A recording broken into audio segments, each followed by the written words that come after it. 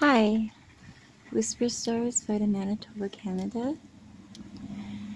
It is -7 Celsius or 17 Fahrenheit, and the wind is north 17 kilometers per hour or approximately 9 miles per hour. And having a little bit of a sunset today, despite it hasn't been that cloudy today, not as cloudy as was called for. I think that looks the strangest to me right there.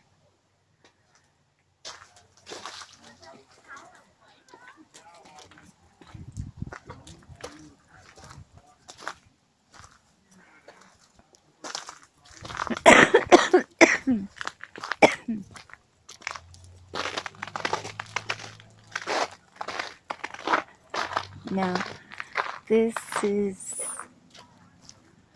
why I came out, because that is south. What I had just shown you coming out of my door was west, where the sun sets. Now,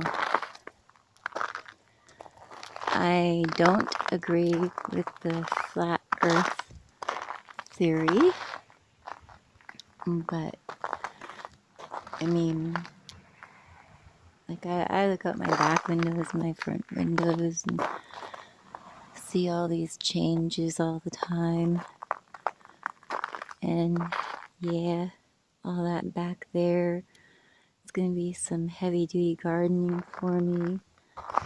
The storm last night blew off the eavesdropping, so we're gonna have repairs there. And I'm gonna start working on my flower beds soon, even though I don't feel well or up to it. But now, when I was looking out my window earlier, I saw something kind of strange in the sky. I mean, on next Monday, the 27th, my husband's birthday, it's supposed to be the new moon, so there should only be a sliver out, and whatever I was seeing through my window looked like a full moon or planet or something bigger than Venus. And I just find it that it's so strange that, you know, that's pointing south, and there is obviously something there.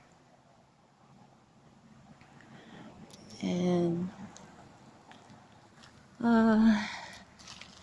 if I get to do all my paintings the way I want, I'm going to have some fabulous material for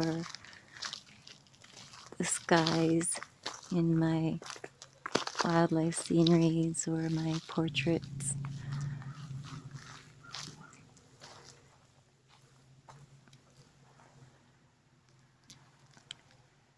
I want to do a portrait of the star baseball player here when they are playing in the park down that way towards the shortcut that the kids and teenagers use for coming back and forth to the school, the Schwenko school.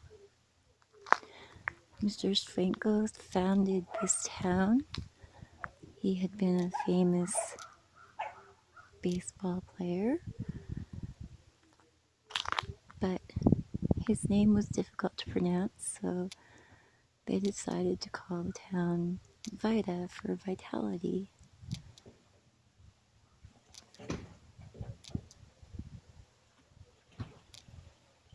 So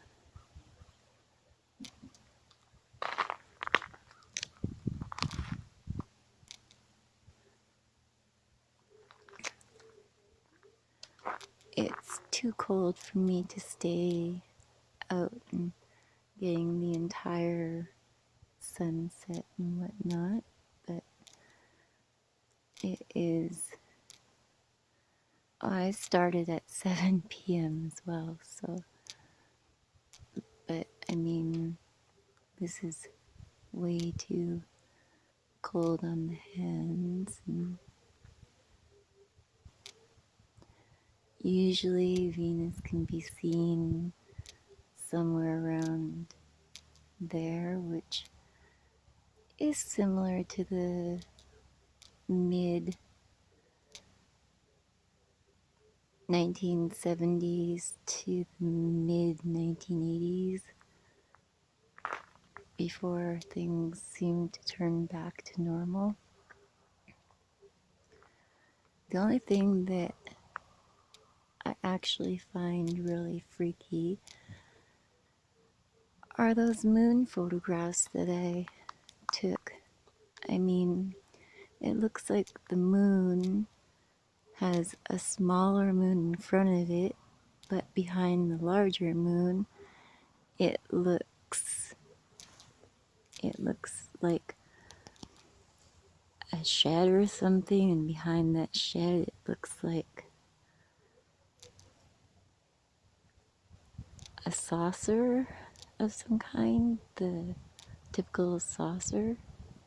And I'm thinking if it's actually alien, I'm sure that their crafts would be way better than that by now. If they have the intelligence to build them and come here, they have the intelligence by now to have improved on them greatly. But this is like direct west.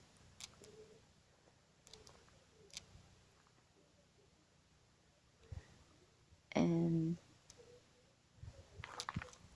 the trees getting in the way there. That is direct south. And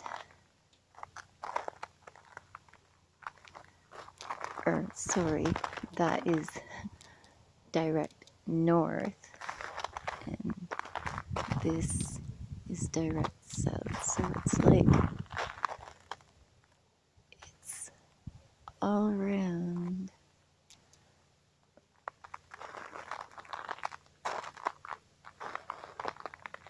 And now I'm probably going too fast to catch anything important or super beautiful, but I still think it looks amazing. Some people are saying that the pink is iron oxide. I don't believe it. And there in the east, we see more. So in all directions, north, south, east, west, everything looks like it has a sunset, except it's the typical orange in the west and more pink in the south, and even pink in the east, and it's between an orange and a pink in the north. And seeing this and seeing whatever thing was in the sky just moments before I came out is what made me come out. So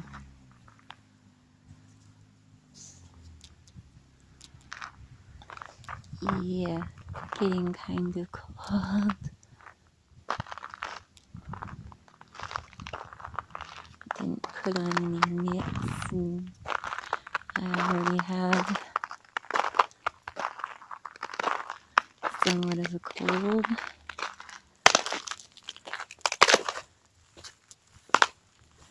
So yeah, the north is between the pink and the typical orange, and the west is the typical yellow orange.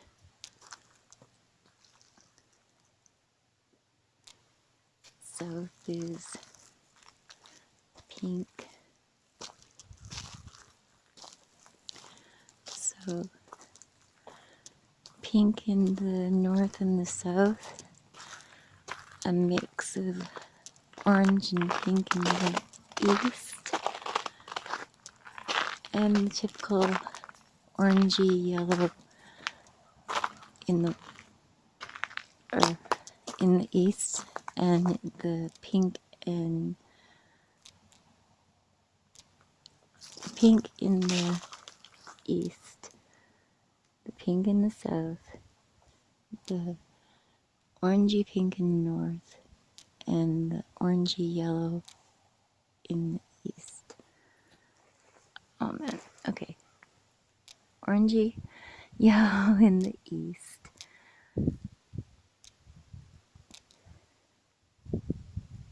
pink in the south,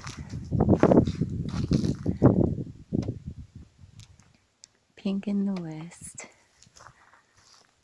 and pinky orange in the north. So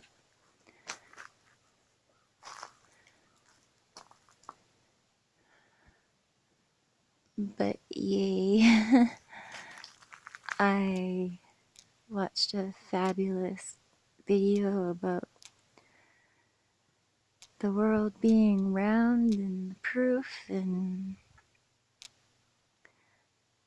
I could just kiss the person who made that video. It was fantastic, and I think it's called Flat Earth Debunked in 5 minutes, but I can't remember the person. Voice of Reason, VOYC of Reason.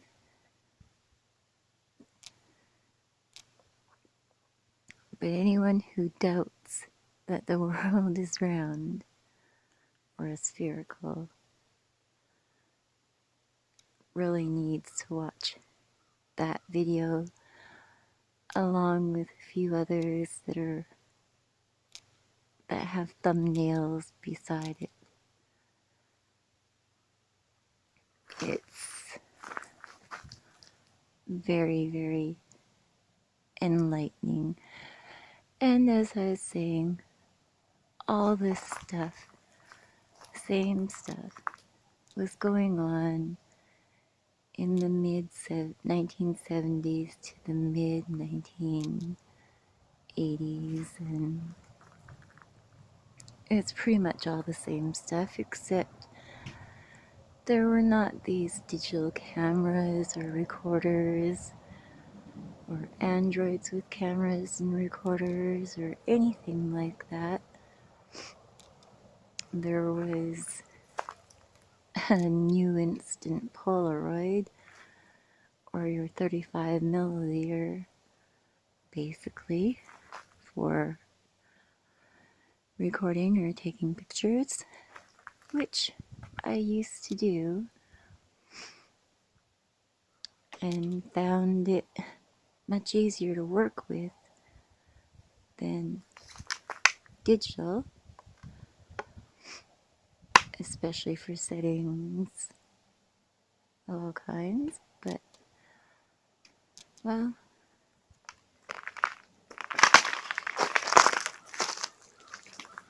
I guess I'm not very high tech.